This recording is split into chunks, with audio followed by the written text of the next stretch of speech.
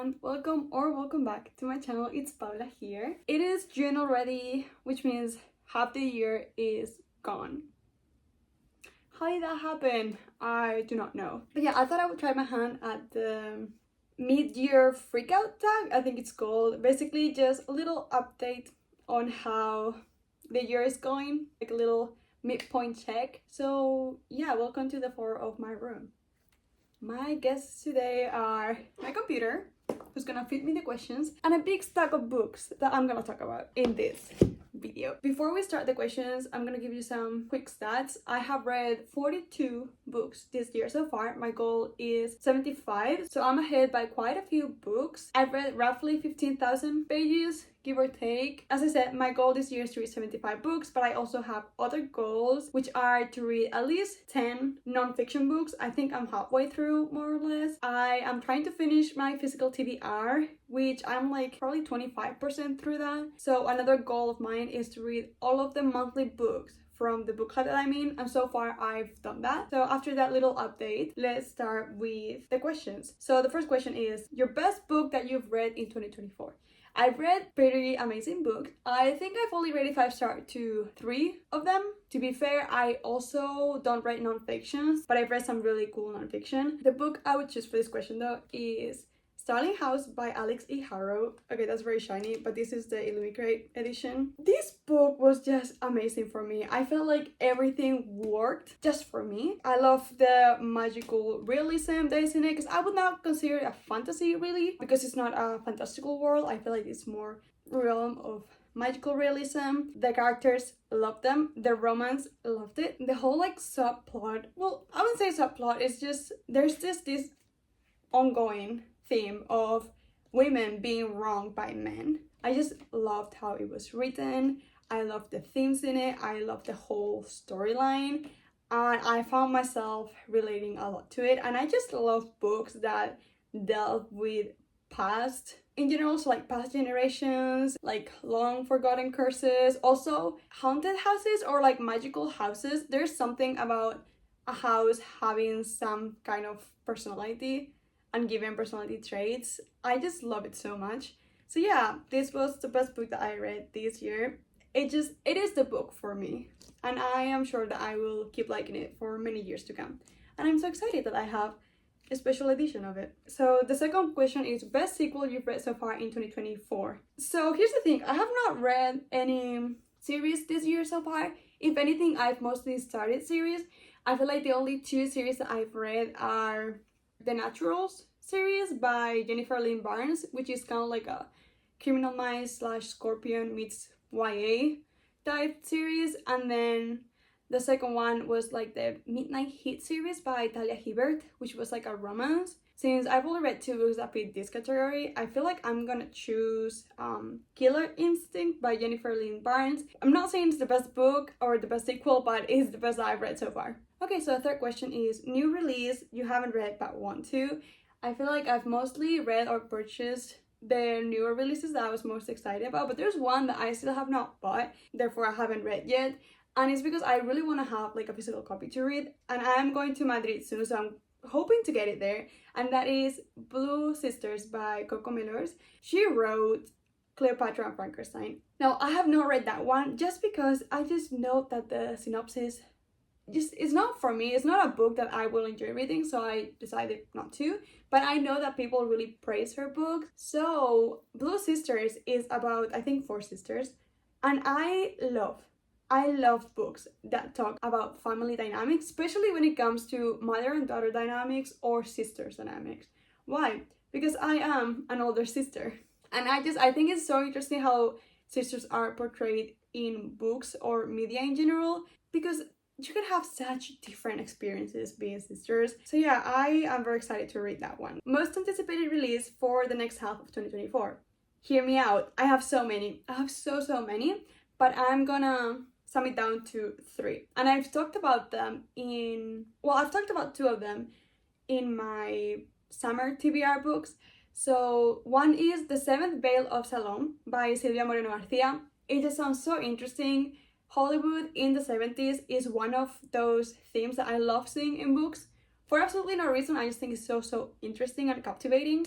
That is one. Then the second one is Lady Macbeth by Ava Reid. Macbeth is one of my favorite Shakespeare plays, and I want to do like a little reread of Macbeth and then read Lady Macbeth. I think it's gonna be a fantastic time. And then another book that I am very excited to read, and I actually have the ARC, so expect me to read it this month, is A Dark and Drowning Tide by Alison Soft.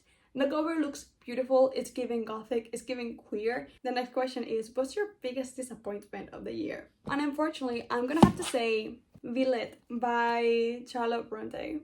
Now, I feel like I should give a disclaimer here. The fact that I will rate a classic less than a contemporary romance or some kind of fantasy book doesn't mean that this is not, albeit a masterpiece, and that is beautiful English, and that it shouldn't be a classic, because no, it is. It should be a classic for various reasons.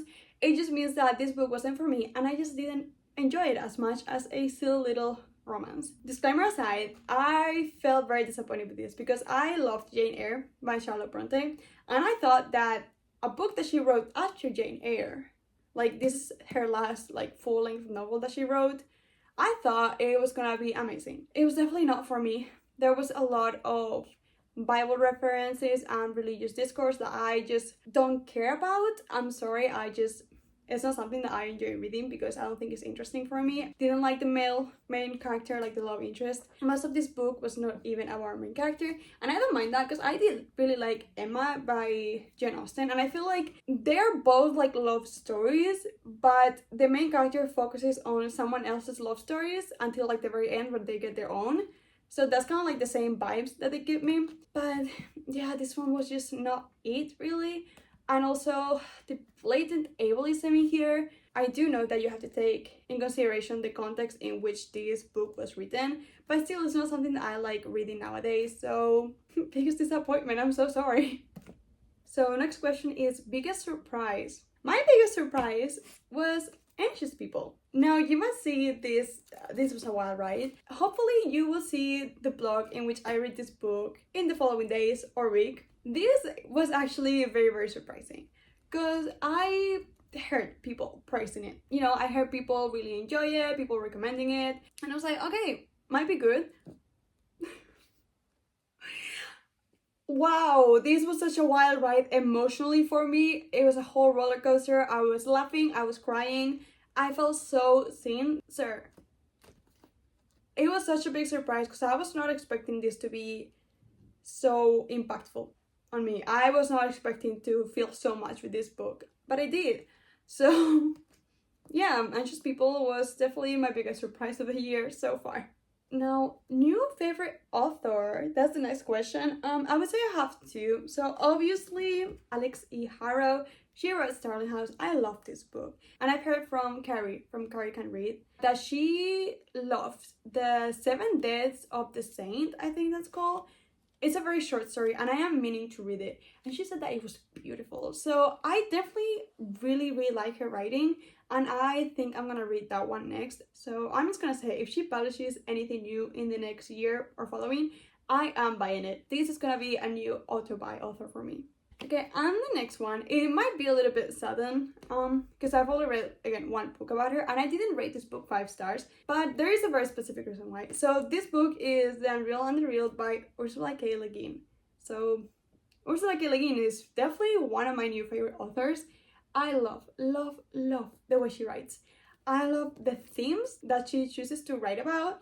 Like, oh my god, her commentary on democracy and freedom, how she describes love, it was so beautiful. I loved it so much. The only reason I didn't give this book a 5-star was honestly just because it is a short story collection, and I just feel like I can never really give a short story collection 5 stars, just because, you know, there's some stories that I loved, like all of these are stories that I loved, but then there's also stories that I didn't vibe with, so it's very hard for me to give a short story collection 5 stars. But her writing, beautiful, loved it. Now, newest fictional crush.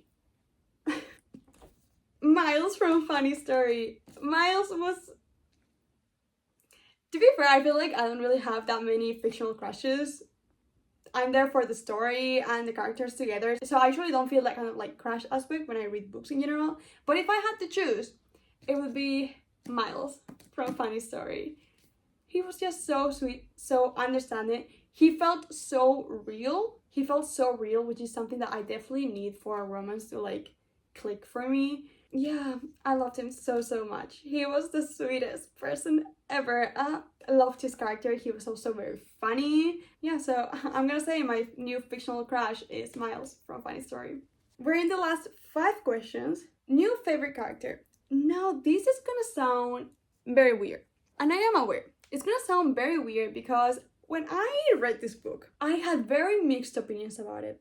I was feeling very, I don't know, I felt very horrible reading this, not gonna lie. But I feel like it's been weeks and I keep thinking about her. So I wouldn't say my most favorite character, but it's definitely the character that has stuck with me. Like, for real, like, through and through. And that is Elena Greco from My Brilliant Friend by Elena Ferrante. Wow, there's so much to talk about Elena Greco. I feel like I could do a whole paper just on Elena Greco and how she made me feel and how much I related to her. She felt like such a real character. And for most of this book, I just could not stand her. But I understood her so much. And I think that is why I keep thinking about her. I see myself in her. I see her in me. She is a representation of me in writing. I don't know, but it says about me that my favorite character is the one that I think is me in another universe. But wow, I just keep thinking about her because I am so heartbroken for her. The same way that I am so heartbroken for my younger self. So I think that is why it was so hard for me to finish this book and why it will be so hard for me to start the next one. But wow, Elena Greco is gonna stuck with me for so long. Let's go to the saddest reads of this year, because the next question is a book that made you cry this year, and I've got 2 because I am a sensitive girly, okay? And that's okay. So the books that have made me cry the most this year were first Yerba by Kumsuk Gentry Kim. This is just heartbreaking for anyone. For any woman out there reading this book, it's so heartbreaking. This is a biography, right? So there was one point where the character, already in her like late 70s, 80s, like she was at the very end of her life, and she said she had never felt happy in her life. She doesn't remember ever feeling happy. Like she doesn't remember a time where she was happy at all. So yeah, that. And then Anxious People. Again, I felt very seen. I just kept crying. There are a lot of mentions about this one character's like mom and how she passed, and there were so many parts of this book talking about that just it made me think of me and my mom. And I think this is such a prominent thing in my channel, and it's me talking about my mom, and I feel like that's, you know, that's okay.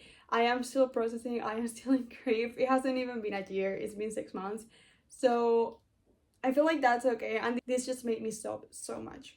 So yeah. Now, a book that made you happy. Again, Funny Story.